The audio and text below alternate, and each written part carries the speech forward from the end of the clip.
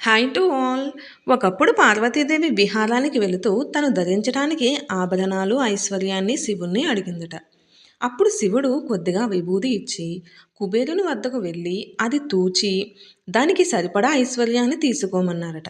కానీ పార్వతీదేవికి మాత్రం ఇంత చిన్న గిన్నెతో ఉన్న విభూదికి ఎంత ఐశ్వర్యం వస్తుంది అని అనుమానపడుతూనే కుబేరుని వద్దకు వెళ్ళిందట.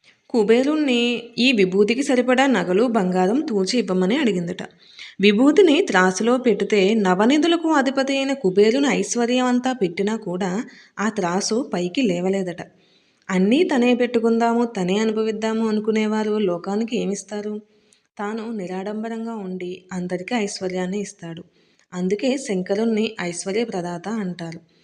అప్పుడు అర్థమైంది పార్వతీదేవికి తన భర్త ధరించే విభూతిలో ఎంత శక్తి ఉన్నది అని. ఇన్ఫర్మేషన్ నచ్చిందా? అయితే వీడియోకి ఒక లైక్ ఇచ్చేసి ఛానల్ని సబ్స్క్రైబ్ చేయండి.